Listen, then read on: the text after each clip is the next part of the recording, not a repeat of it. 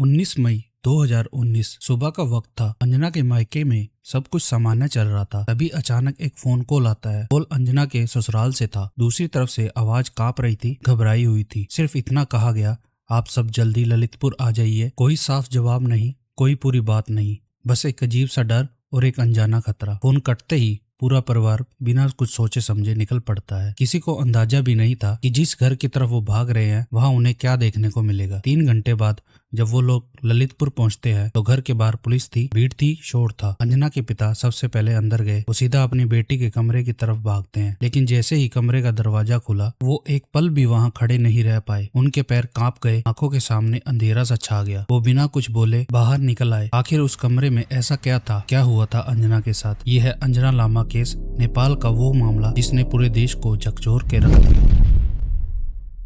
26 अप्रैल 1995 को नेपाल के हेटौड़ा शहर में अंजना का जन्म हुआ। 3 बहनें और एक भाई में वो सबसे बड़ी थी। घर की लाडली, सबकी चहेती और बेहद खूबसूरत। स्कूल और कॉलेज के दौरान अंजना का नेचर सबको पसंद आता था। हंसमुख, मिलनसार और सपने देखने वाली लड़की। 11वीं क्लास में उसकी मुलाकात प्रज्वल नाम के शख्स से होती है। वो भी शांत स्वभाव का, पढ़ा लिखा और रिस्पेक्टफुल लड़का था। दोस्ती हुई, बातें बढ़ी और धीरे धीरे वो दोस्ती प्यार में बदल गई। दोनों एक दूसरे को समझते, सपोर्ट करते थे। 2 साल बाद उन्होंने शादी करने का फैसला लिया, लेकिन असली मुश्किलें यहीं से शुरू हुई। दोनों अलग अलग कास्ट के थे। दोनों के परिवार इस रिश्ते के खिलाफ थे। काफी कोशिशों के बाद भी जब कोई नहीं माना तो दोनों ने भागकर शादी कर ली। प्रज्वल के बड़े भाई उज्जवल ने इस शादी में दोनों का साथ दिया। उसी ने छुपकर उनकी मदद की थी। अब अंजना उज्जवल को सिर्फ अपना जेठ नहीं, अपना बड़ा भाई भी मानने लगी थी। शादी के बाद दोनों ललितपुर में प्रज्वल के परिवार के साथ रहने लगे। माँ, पिता, उज्जवल, उसकी पत्नी और उनका एक बेटा सब एक ही घर में रहते थे। शुरुआत में माहौल थोड़ा ठंडा था, पर अंजना ने सबको अपना बनाने की पूरी कोशिश की। उसने अपने छोटे भाई को भी पढ़ाई के लिए वहीं बुला लिया ताकि दोनों परिवार के बीच रिश्ता मजबूत हो सके। कुछ ही समय में प्रज्वल की अच्छी कंपनी में नौकरी लग गई और अंजना ने घर के पास एक छोटा सा ब्यूटी पार्लर खोल लिया। सब कुछ धीरे धीरे सही होने लगा था। ये टिकटॉक का दौर था। उन दिनों में हर कोई लोग टिकटॉक पे वीडियो डालकर फेमस हो रहे थे, तो अंजना ने भी अपने काम, अपने प्रोफेशन को टिकटॉक पे अपलोड करना शुरू कर दिया और देखते ही देखते वो वायरल होने लगी। लोग उसकी खूबसूरती और कॉन्फिडेंस को पसंद करने लगे। मॉडलिंग के ऑफर आने लगे। अंजना का बचपन का सपना भी यही था। उसने ससुराल से पूछा और इस बार भी सबने सपोर्ट किया। अब वो ब्यूटी पार्लर और मॉडलिंग दोनों से अच्छा पैसा कमा रही थी। प्रज्वल भी खुश था। दोनों ने मिलकर एक नया सपना देखा, कनाडा शिफ्ट होने का सपना। बेहतर भविष्य, नई जिंदगी, नए मौके। दोनों परिवार भी धीरे धीरे मानने लगे थे। हंसी वापस आने लगी, बातचीत बढ़ने लगी, यहाँ तक कि अंजना के मायके वालों ने भी आखिरकार इस रिश्ते को स्वीकार लिया। अंजना को लगने लगा कि उसने सच में सब कुछ जीत लिया है। 19 मई 2019 ये वो तारीख थी जो अंजना की जिंदगी की आखिरी तारीख बन गई। उस दिन दोपहर का समय था। प्रज्वल रोज की तरह सुबह ऑफिस चला गया था।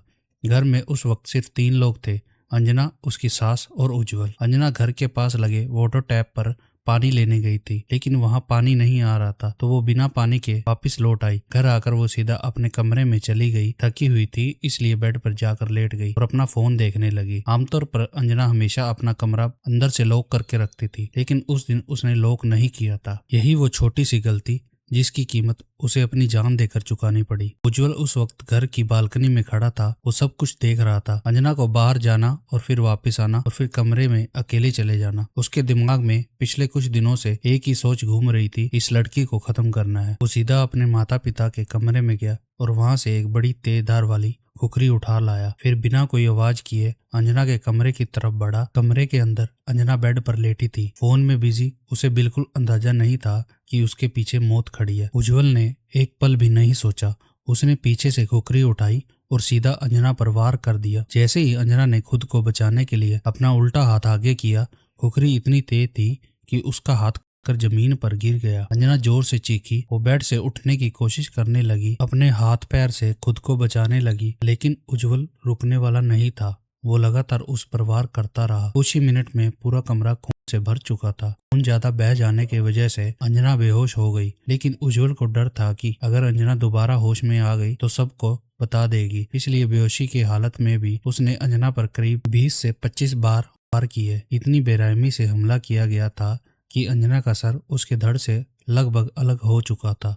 उसका एक पैर भी बुरी तरह कटा हुआ था। बॉडी के कुछ हिस्से बेड पर थे और कुछ नीचे फर्श पे। पूरे कमरे में सिर्फ खून और एक टूटी हुई जिंदगी पड़ी थी। मर्डर करने के बाद भी उज्जवल के चेहरे पर कोई डर नहीं था, ना कोई पछतावा, ना कोई घबराहट। वो सीधा अपनी माँ के कमरे में गया और बहुत शांति से बोला, मैंने अंजना को मार दिया है। माँ को पहले लगा कि मजाक कर रहे हैं, लेकिन जब वो कमरे में गई तो सच्चाई देखकर उसके पैर भी कांप गए। कुछ ही देर में पुलिस को कॉल कर दिया गया। जब पुलिस पहुंची तो उज्जवल खुद बाहर आया और बोला, मैंने ही ये मर्डर किया है और मैं सरेंडर करता हूँ। इसी दौरान अंजना के मायके फोन किया गया। फोन अंजना की सास ने किया था। आवाज इतनी घबराई हुई थी कि साफ बोल भी नहीं पा रही थी। बस यही कहा, आप जल्दी ललितपुर आ जाइए। इतना सुनते ही अंजना की माँ घबरा गई। पूरे घर में अफरा तफरी मच गई। बिना कुछ पूछे सब लोग तुरंत निकल पड़े, लेकिन ट्रैफिक इतना ज्यादा था कि उन्हें पहुंचने में करीब 3 घंटे लग गए। जब अंजना का परिवार ललितपुर पहुंचा तो घर के बाहर पुलिस खड़ी थी, भीड़ जमा थी और माहौल बेहद डरावना था। अंजना का छोटा भाई जो वहीं रहकर पढ़ाई कर रहा था,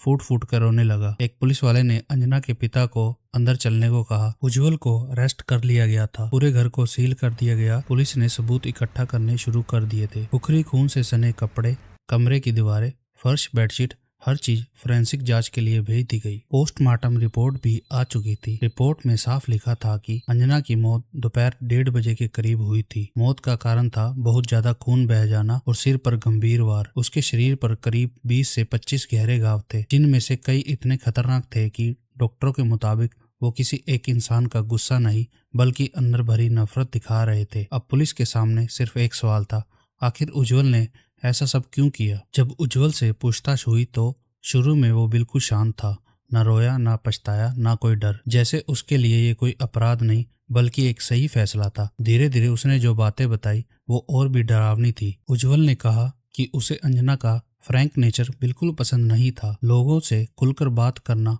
हंसना, सोशल होना, उसे ये सब गलत लगता था। उसे अंजना का टिकटॉक पर वीडियो बनाना भी पसंद नहीं था। लोग उसे देखते हैं, कमेंट करते हैं और वो फेमस हो रही है। सबसे ज्यादा उसे चुभ रहा था अंजना का मॉडलिंग करियर। उसके हिसाब से एक बहू को ऐसे कपड़े नहीं पहनने चाहिए, कैमरे के सामने नहीं आना चाहिए। लेकिन असली बात ये नहीं थी। उज्जवल को लगने लगा था कि अंजना उसके भाई प्रज्वल को उससे और पूरे परिवार से दूर ले जा रही है। उसके दिमाग में एक ही सोच बैठ गई थी कि ये लड़की मेरे भाई को मुझसे छीन रही है। वो सोचता था अगर प्रज्वल कनाडा चला गया तो वो हमेशा के लिए हाथ से निकल जाएगा, और ये बात उज्जवल को अंदर से जला रही थी। उसने खुद कबूल किया कि वो कई दिनों से अंजना को मारने के बारे में सोच रहा था। 19 मई से पहले भी उसके दिमाग में ये प्लान बन चुका था, बस मौके का इंतजार था। और जैसे ही उस दिन अंजना अकेली कमरे में मिली, उसने अपना प्लान पूरा किया। जब केस कोर्ट पहुंचा तो उज्जवल के माँ बाप ने एक बहुत महंगा वकील किया।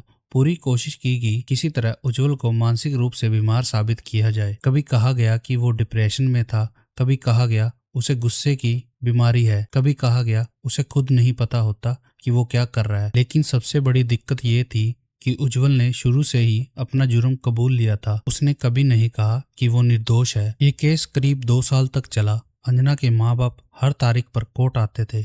एक तरफ उनकी बेटी की तस्वीर और दूसरी तरफ वो इंसान जिसे वो कभी अपना बेटा जैसे मानते थे। हर सुनवाई उनके लिए एक नया जख्म खोल देती थी, लेकिन वो रुके नहीं, क्योंकि उनके लिए ये सिर्फ केस नहीं था, ये उनकी बेटी की आखिरी लड़ाई थी। आखिरकार कोर्ट ने सारे सबूत देखने के बाद अपना फैसला सुनाया। जज ने साफ कहा कि ये एक प्लान्ड मर्डर है, कोई हादसा नहीं, कोई गलती नहीं, ये सब सोच समझ कर किया गया अपराध है। और उज्जवल को सजा सुनाई गई, उम्र कैद की। कोर्ट रूम में अंजना की माँ फूट फूट कर रो पड़ी, क्योंकि कानूनी तौर पर इंसाफ मिल गया था, लेकिन असल जिंदगी में उनकी बेटी कभी वापस नहीं आने वाली थी। अंजना की कहानी सिर्फ एक मर्डर की कहानी नहीं है, ये कहानी एक लड़की की जो अपने सपने पूरा करना चाहती थी, एक बहू की जो सबको खुश रखना चाहती थी, एक पत्नी की जो अपने पति के साथ बेहतर भविष्य देखना चाहती थी। लेकिन किसी और की सोच इतनी छोटी थी कि उसे ये सब गुनाह लगने लगा। उज्जवल ने अंजना को नहीं मारा, उसने अपनी घटिया सोच से अंजना को मारा। और यही सबसे डरावनी बात है, क्योंकि अंजना जैसी लड़कियां आज भी हर समाज में मौजूद है, जो आगे बढ़ना चाहती है लेकिन किसी न किसी उज्जवल से टकरा जाती है। ये केस हमें एक बात सिखाता है, जब किसी को किसी और की आजादी, सपने और तरक्की खतरा लगने लगे तो असली खतरा वो इंसान खुद बन जाता है। अंजना को इंसाफ मिल गया, लेकिन उसका सपना, उसकी जिंदगी और उसके माता पिता की दुनिया, वो सब हमेशा के लिए टूट चुकी थी। और यही है अंजना लामा केस की पूरी सच्चाई। अगर आपको हमारी वीडियो अच्छी लगे तो प्लीज इस चैनल को सब्सक्राइब कर ले ताकि और वीडियो आपके पास जल्द से जल्द आ सके। धन्यवाद।